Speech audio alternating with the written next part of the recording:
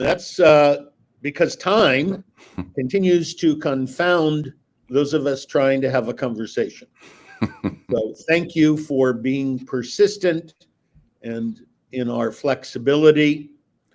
Even before Shabbat begins, we're going to provide yet another modeling that in the midst of so much chaos, we can have a conversation.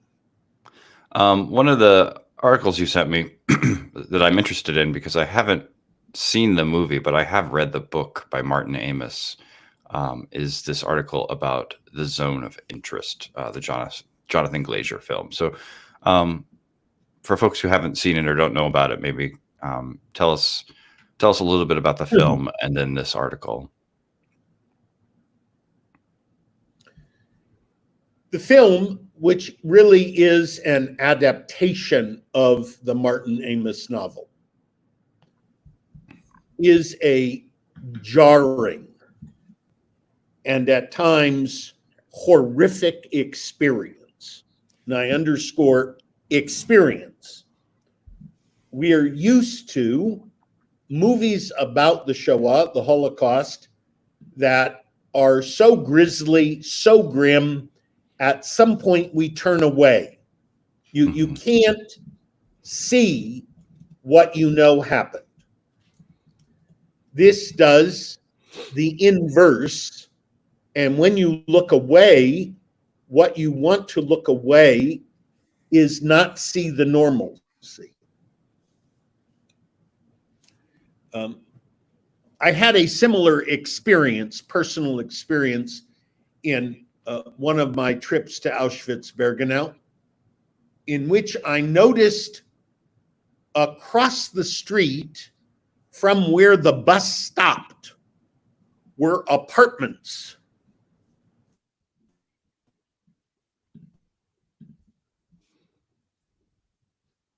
And the apartments had patio opened a small barbecue.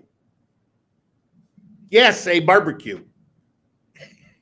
A barbecue outside a patio door in the parking lot of Auschwitz. The metaphors there are too much for me to cope with. Zone of Interest is about the commandant and his family, most specifically the wife, and their life living next door to Auschwitz. And the normalcy of their life as they attempt to entertain. How does that word work?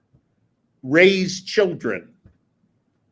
Let the wife's mother visit. The other Academy Award it received besides Best Foreign Film was sound, because the movie gives you the experience of hearing radical evil. There are some scenes, spoiler alert, where you are in their garden and see chimneys and smoke. How do you compartmentalize the norm, the normal, next to evil? And in that way, the theme of the Amos novel and the movie share, they converge. And it is about what we do today. How well do we compartmentalize? How well do we push and make sure some things are on the shelf, in the closet, in order that we keep doing what we need to do? How often, as we drive through urban areas, do we see systemic poverty, systemic mental illness, the immigrant problem, while simultaneously moving on down the lane? I live in Rio de Janeiro in the South Zone. And when I walk through the streets of Rio, I have to step over people sleeping, living. Okay, that's the same question. Is it a way of being in denial, or is it a necessary deflection? So I could have sent you any number of articles. There is an extraordinary op-ed in the New York Times that is much more philosophical. This comes from the Forward, a Jewish newspaper. The director who won the award exploded with accepting the award for some people thought they heard him denouncing his Jewishness. He mumbled. I think he said, we can't allow the occupation and dehumanization to deny that we who created this film are Jews. Look, there is no doubt at this moment in history, in a 24/7 news cycle, distorted by an infinite number of lenses, you can't have a movie win an award about the Holocaust and not get caught up in everything that's going on. The title, Would You Want to Live Next Door to Auschwitz? No, those of us who understand history wouldn't want to. Somebody lived next door to Auschwitz. The commandant, his family. The movie is a valuable experience. And again, I use the word experience. You must go and be prepared to be in an experience. You, the viewer, know what's next door. Can we begin to fathom those who live next door to it? Well, of course we can. We do this in America. We did this during Jim Crow and during the battle for civil rights. We continue to do this with issues that bitterly divide our country inside our own families. We're really going to go through 8 months of not talking to each other, of intentionally compartmentalizing disbelief and rage. And again, there are things that I don't want to talk about in order not to spoil the experience. And that's what Glazer does so well. You share as a viewer, a listener, with the experience of discovery that the commandant and his family have. So I encourage you must see it, everyone else, but you must see it because you are serious about Jewish-Christian dialogue. Okay. I will take you up on that. The article, so I guess part of the technique of the film is its lack of technique. So there's, okay. It doesn't offer you any emotional distance in the way that it's filmed. No. And again, and this is what Martin Amis did so well in the novel, you can't read this without knowing what the history is. And so I could they have known? Well, they did know. Certainly the commandant and his wife knew. Do you want to share in the guise that they created?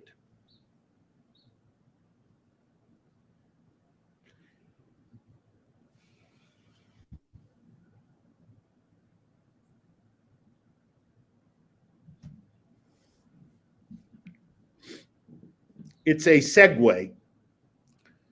When you know the history and you use what you know of the history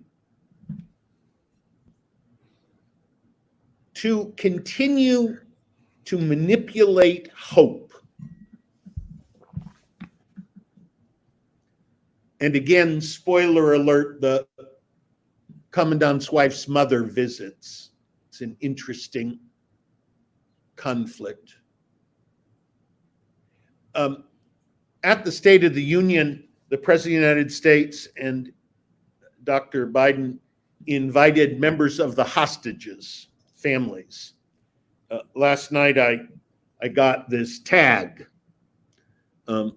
which the Israeli hostage families are selling all around the world. Bring them home. And the new yellow ribbon tag. We're both clergy. We both have been involved in helping families deal with the sudden horrific shock of an unexpected death. Try to imagine someone for 160 days holding out the hope that their 19-year-old son, Itai Chain, was alive, albeit a member of the IDF, albeit would not have been returned until the very end. And now you know he's dead. He died on October 7th.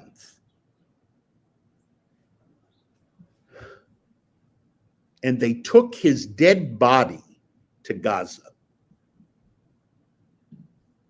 But the parents have been active among the hostage families, giving President Biden a menorah before Hanukkah, sitting in the gallery during the State of the Union. And now the IDF knows he's dead. The conflict of a current ceasefire for hostages has boiled down to Hamas refusing to give Israel a list of those who are alive and dead. I am trying desperately to understand what it means for a terrorist organization to take a dead body back as if it is alive and hostage.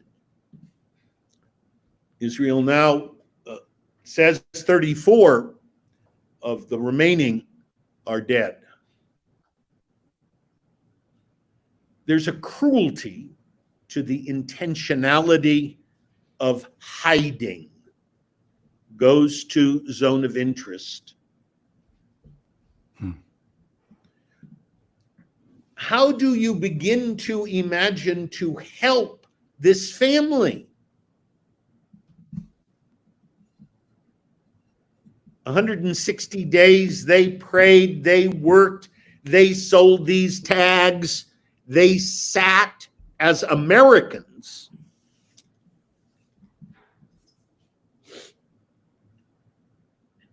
The world wants a ceasefire. Great. I want a ceasefire too. When all of the people are returned dead or alive. This is why Hamas did this. And Itai Chain is an example of their purpose. It is to humiliate, to dehumanize, to terrify, to strip from the very core of being human our ability to hope.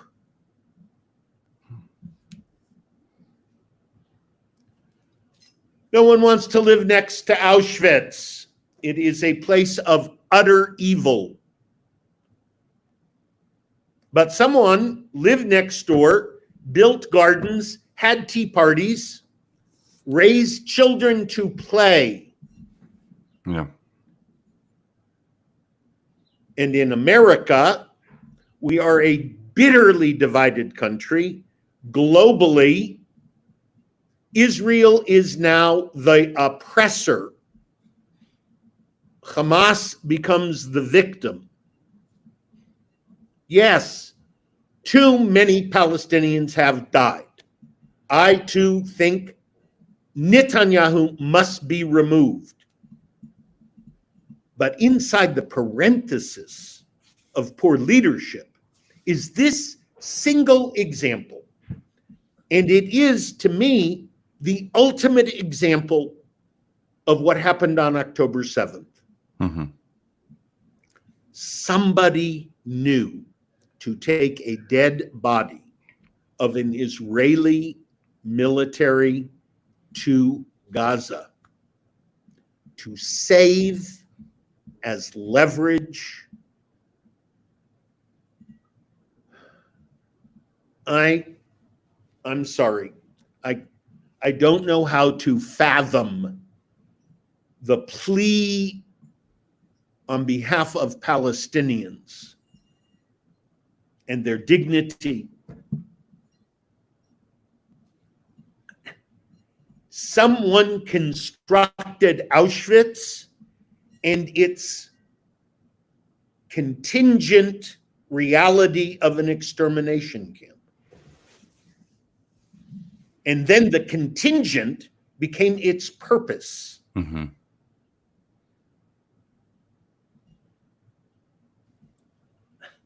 I've been working on that for decades.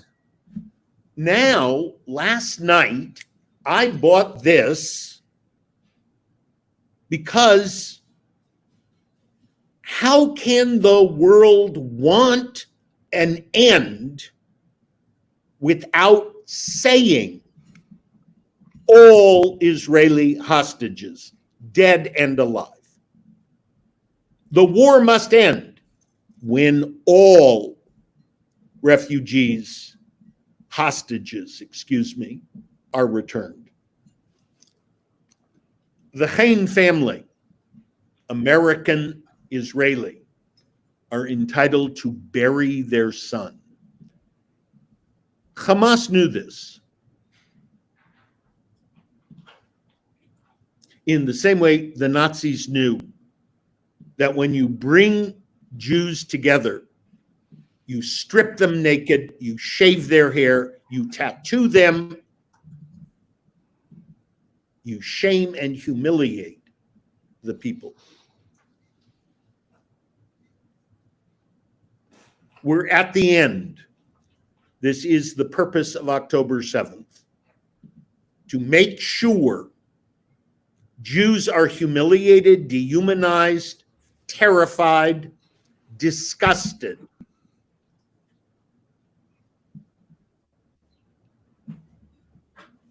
I mean, what you're saying is that we're all capable of living next to Auschwitz. I guess so. Making peace with the horrible. You know, when you're a clergy person, they don't train you to know about the humanity of those who ask us to serve them at the most critical moments of their life. Yeah. We both remember all of the children we've buried. We remember the families that have to bury those who die of suicide. There is a cruelty in the fact they took this dead body that I don't know where to put that, except in the intentionality of what this means to the Jewish community as a whole. They didn't know he was an American Israeli. They didn't know his parents would be sitting listening to the President of the United States. But they did know he was dead. I guess, Jason, if you can live next to Auschwitz and you can figure out how to compartmentalize that, you give up a common thread of decency. Yeah. And it isn't evil that we're trying to delve into. Those who have questioned me after some of these podcasts about the plight of the Palestinian people over the past 75 years, I have no good answers for their profound questions. But I remain steadfast in saying the world we're facing was initiated on October 7th. The ceasefire that had been operative was dissolved. And not because of 75 years of Israeli colonialist protocols. Mm-hmm. So here we are. We're attempting to find ways for conversation, differences, the admission. Yes, Jews bury their dead within 24 hours.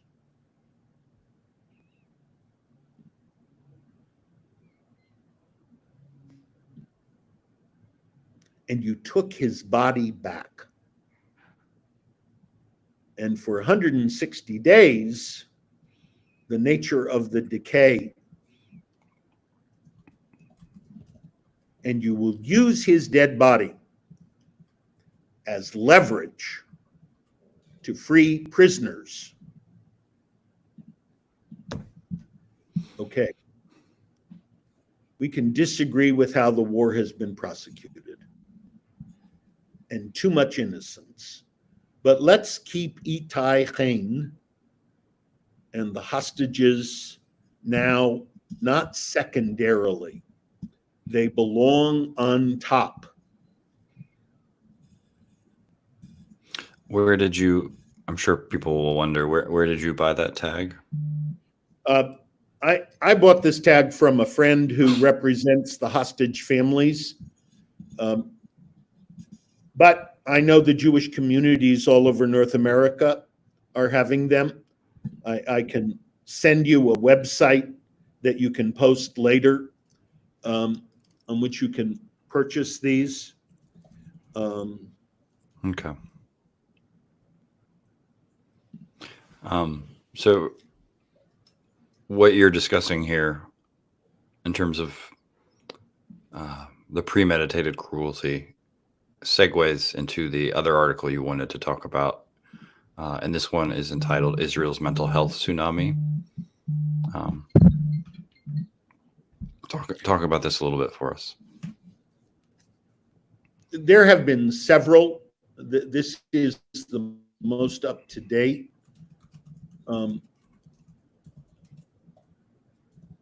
Trauma. What do you do when your community as a whole experiences trauma? We talk about that in the context of the Ukraine. We talk about that in the context of sudden, inexplicable natural disasters. We talk about that in school shootings.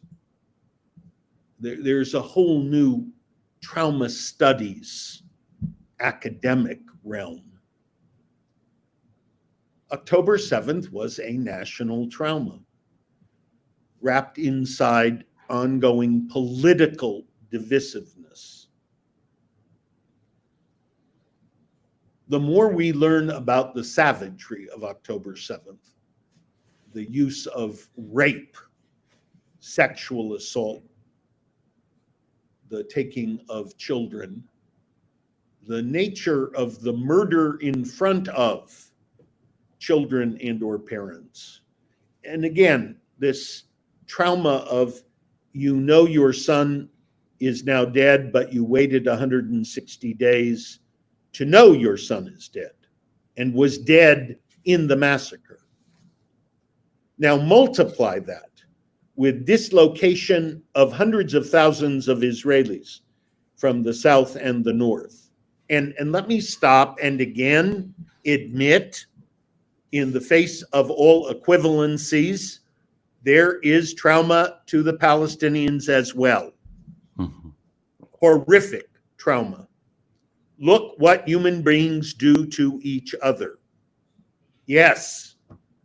Can I stay here, please? In the admission that this is for everybody. The dislocation, we've talked about this before.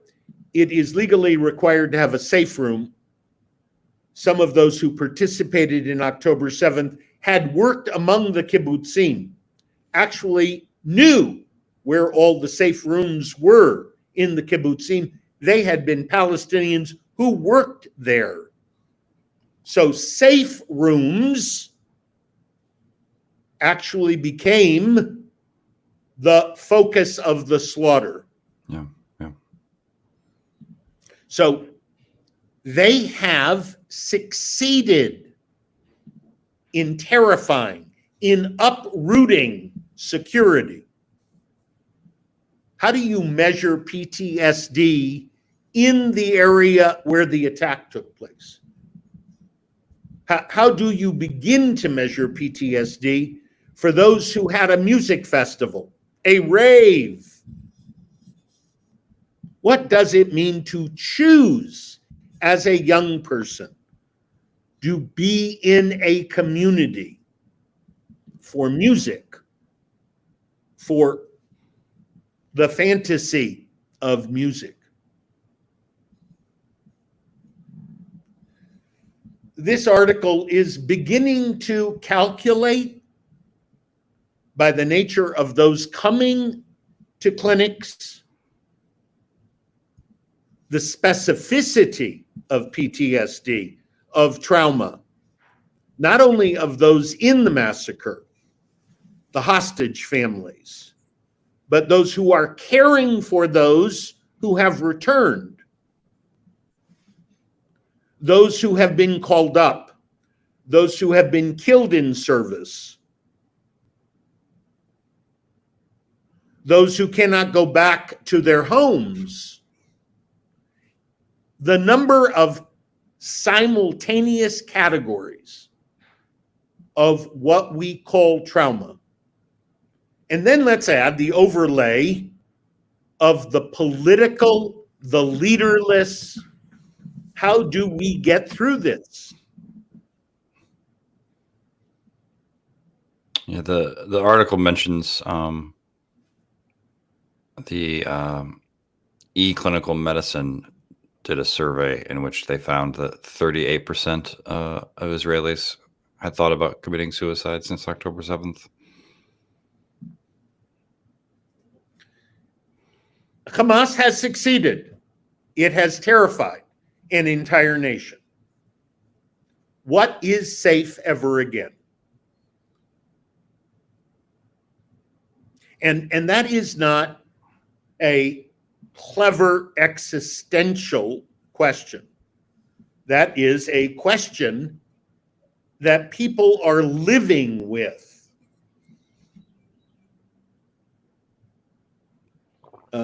Another aligned article that the Interior Ministry of the State of Israel, in this far right, damnable government, are now asking questions about mental health to those immigrating. Imagine those who fled from the Ukraine.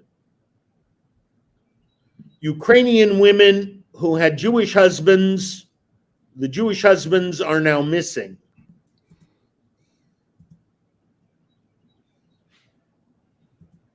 One could say the state of Israel was born of the trauma, just of survival.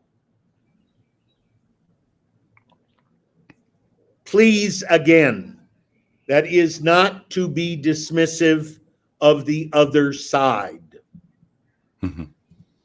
The issues of trauma that the Jewish people have faced is not a label of victim.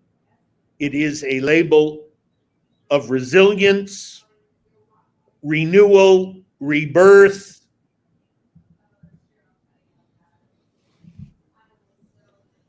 I don't know what Israel will be like the day after. How will it cope? It has no vision of a government to unify the community anymore.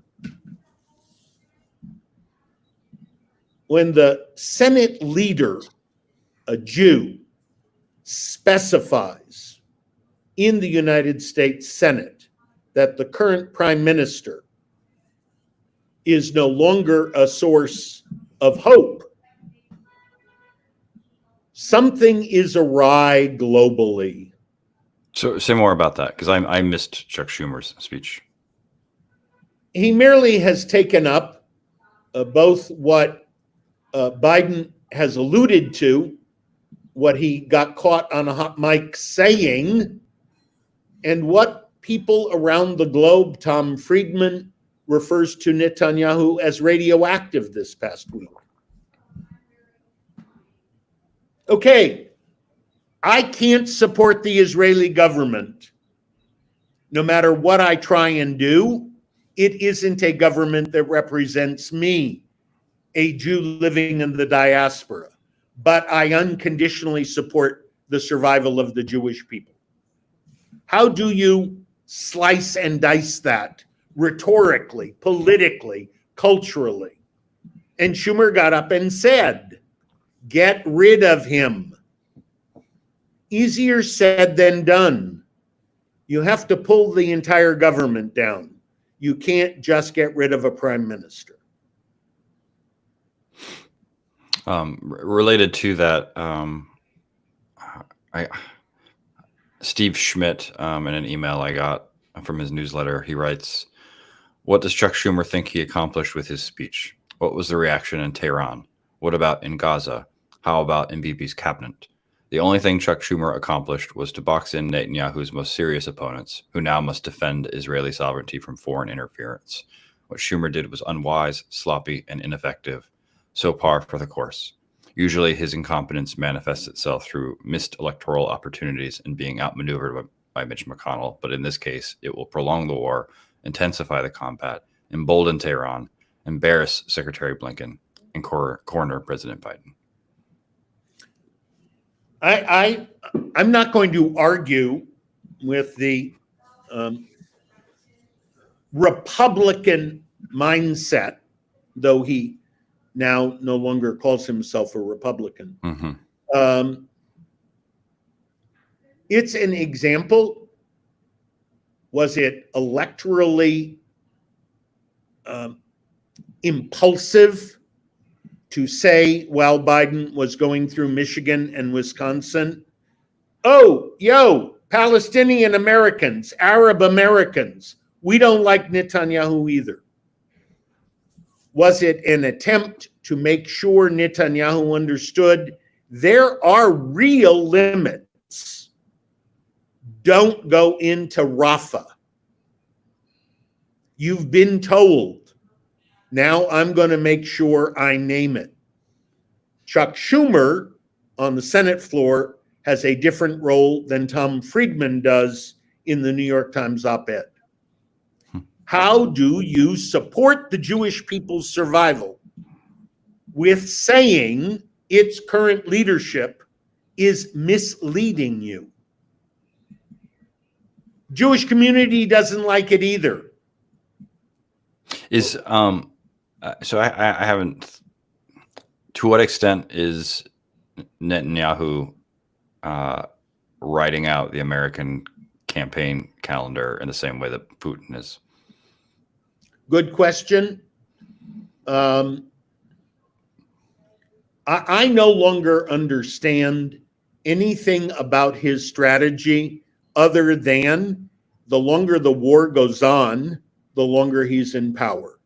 The minute the war ends, he's done. If there was a moment early in the war when he might have been removed summarily, the Israeli public decided we can't fight this war without a known entity. Okay, let's use him. We've fought other incursions. It's now more than 5 months. Did you think it would go on this long? No, I didn't. And I've been in arguments with friends but now they have to get rid of all of Hamas. I don't think that's a statement that is usable. I don't know what all of Hamas means. And the manipulation of hostages. And what happened this week when we find out they took a dead body back? They are going to make sure when this ends, they get much more than they thought they'd get from Israel. We're not done yet, Jason. The nature of 6 weeks, and we get 40 women back, and we give you 15 of the worst Palestinians, and we're not done yet. Male members of the IDF, Itai Hain's body. We won't be done until everyone they kidnapped is returned to Israel. The Israeli public believes that the prosecution of the war has now taken a higher value than the return of the hostages.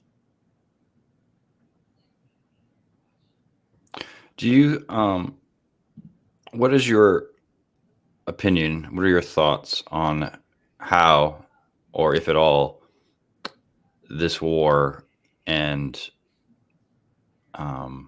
just global sentiment, does it change at all the complicated relationship that Israel has with branches of the Christian tree whose theology and understanding of Israel make me uncomfortable? Does it shift in any way, do you think? Or what am I saying? Does Israel become a problematic partner even for Christian nationalists on the right? So far, no. The Christian Zionists, Christian nationalists, Christians United for Israel, Hagee, and that group seem not to have been swayed at all. I don't know. In the divisive nature of our current political realm, I think it's something we have to measure day by day. The nature of October 7th and the explosive rise of anti-Semitism globally has changed what interfaith relations mean. Mm-hmm.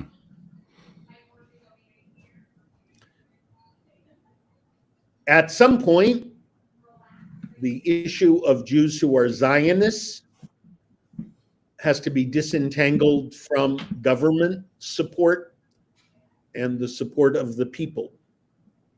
We have to go back and look at shared scripture on what people and land mean.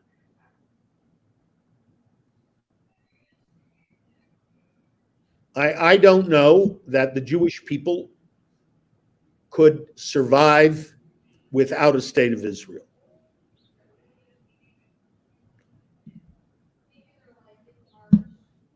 Yeah, well, I mean, history would say no. So if you deny the right of the Jewish people to be a people, to experience their own destiny, I don't know what that means in the 21st century. The powers of assimilation, the powers of fear, now begin then to say, no, this group will succumb. So, we began talking about the zone of interest. It seems like there's a problem when we treat the Holocaust as this absolutely singular event that could never possibly happen again.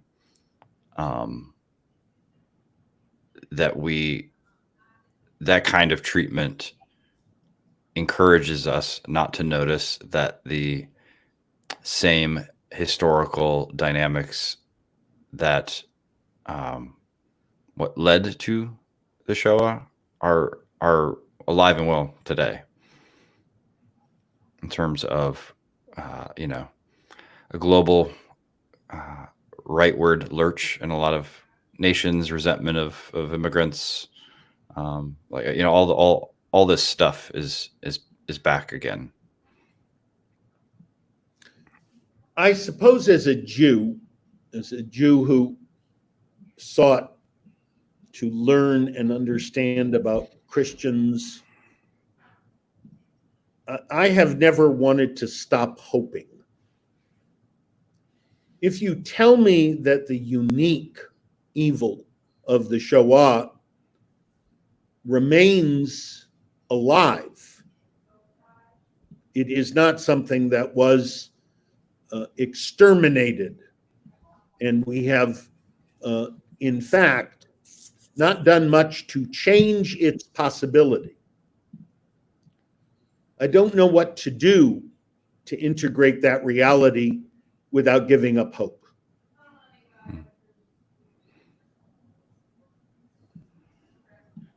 Yeah. The nature of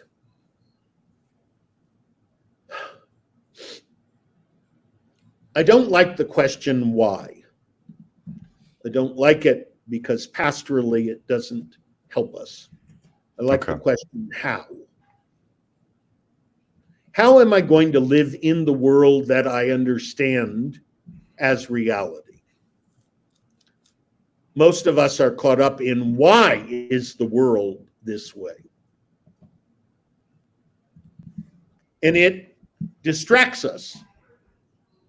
I get caught up in that terrible part of the book of Job where Job cries out and the silence brings forth the whirlwind. Mm-hmm. And then finally, a set of questions for which there are no answers intentionally. I don't know why there is a group so consumed with hatred that they could take a dead body back in order to ransom it. Who does that? I don't understand it.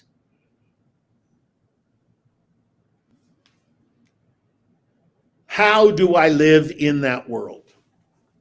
That's why I'm going to keep coming back to our conversations, keep coming back to developing a relationship. The question how does run risks when one of the answers is dialogue and new shared community.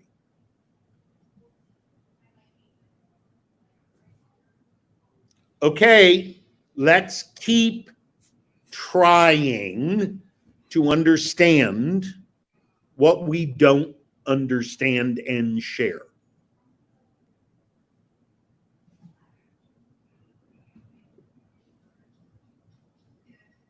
What is it that we are supposed to do together?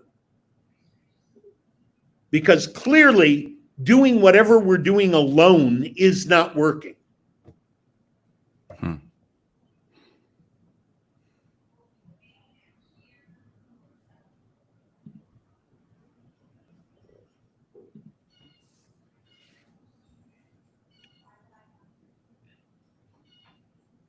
So how,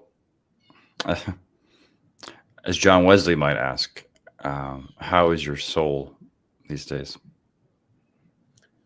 As I've said before, you are a primary source of the redemptive hope I seek every day. Our podcasts, our teaching, I'm not alone.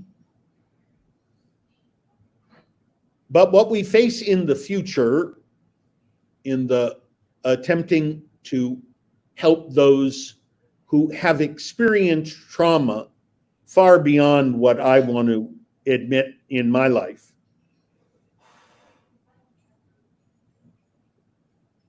I don't know that we're ready.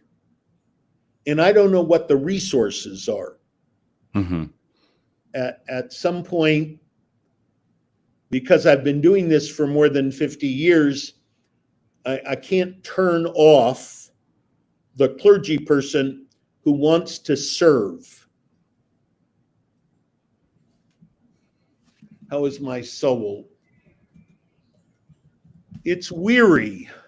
And then I get to read a book to my 3-year-old granddaughter, or I come back off a series with you and I feel, I think I made a difference tonight. I didn't change minds, I added to the conversation. That's all any of us can hope right now. The nature of the task before us, I can't focus on it too long, Jason. It's overwhelming.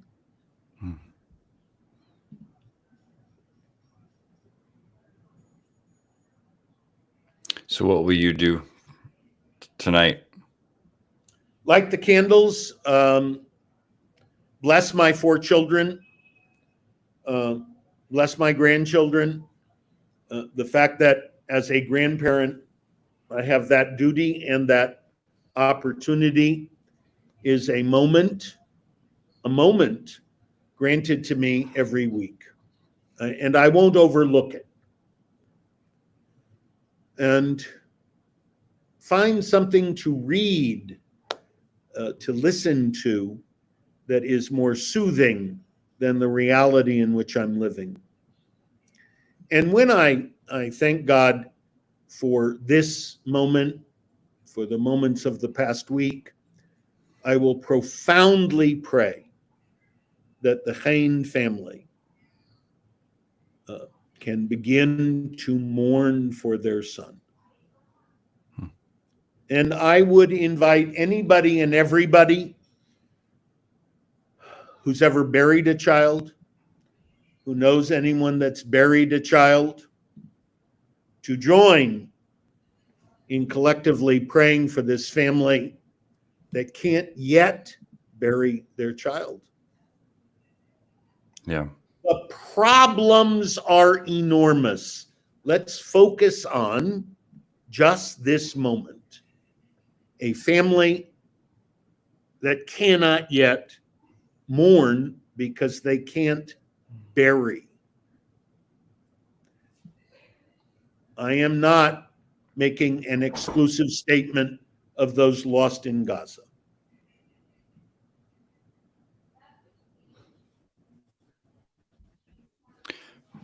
Well, I hope you have a blessed Sabbath and weekend. And there's a whole Moses show coming out on Netflix, so we'll have to talk about that coming up too. Oh my God, a new way of misunderstanding Scripture. We can do a whole session on Scripture having been oral, even before it was a text I could read. And now you're going to make it visual? Okay. Please. Okay. Have a good day.